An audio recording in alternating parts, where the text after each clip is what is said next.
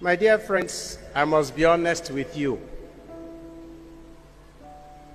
Today, I would have preferred not to be here to preach to you.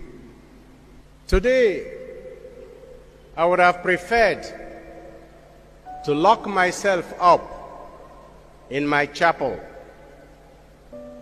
before God alone, to weep and to pray.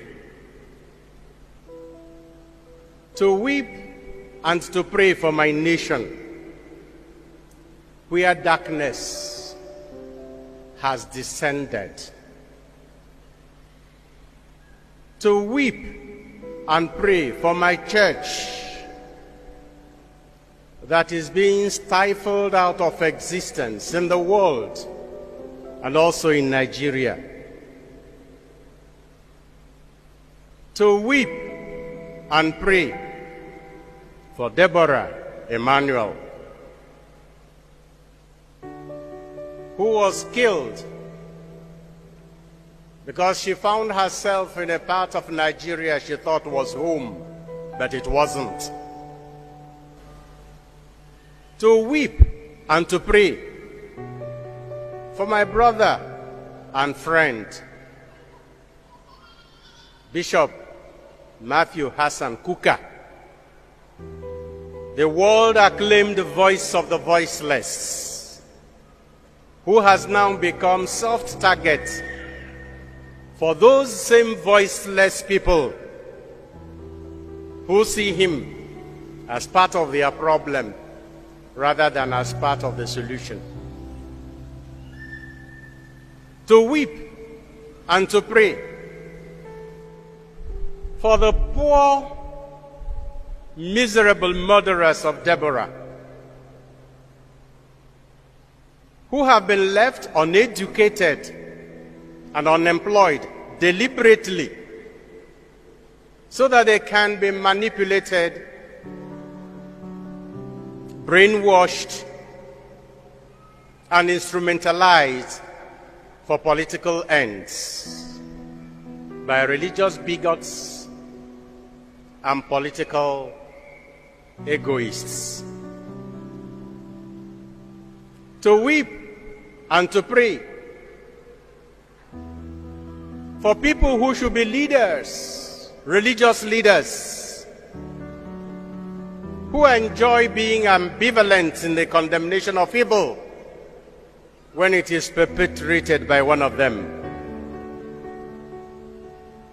To weep and to pray for our political leaders, under whose watch this nation has crumbled, and they keep looking for whom to blame for the mess in which they have put all of us. I would have preferred not to be standing before you here now to tell you about love. The liturgy of today instructs every Christian and every Christian preacher to reflect on the essence and the meaning of Christianity, the love we should have for one another. But how can you preach love in Nigeria? How can you preach love in a country where violence has become a rule, where hatred and intolerance have become norms rather than exception, where corruption has become a culture and a tradition, where impunity has become law, where the government feels so helpless that it is now appealing even to religious leaders to talk to non-state actors so that they will not make this security situation in our country worse. Those were the words of the Vice President of Nigeria while he was speaking to all Catholic bishops of West Africa gathered in a meeting in Abuja he addressed us 2 Tuesdays ago. And we are wondering how a presidency could publicly admit that they have lost control, that they have left the ground so free and the country so lawless and so stateless that non-state actors now take over the entire country, not only in Sokoto and Kaduna and on the highway between Kaduna and Abuja, or between Abuja and Lokoja and Nsukka, but throughout the country. How can you preach love in Nigeria? In a country where those who want to follow the rule of law are regarded by the rest as weak.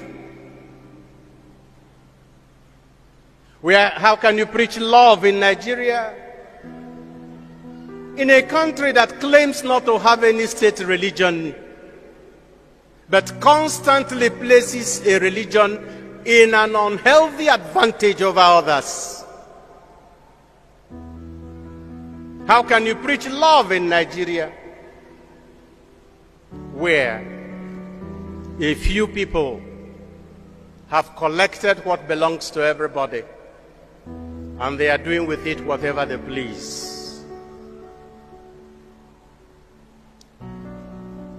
How can I tell Nigerian students to love their neighbor, love their country, love their leaders, when their parents have paid their school fees and they are sitting at home?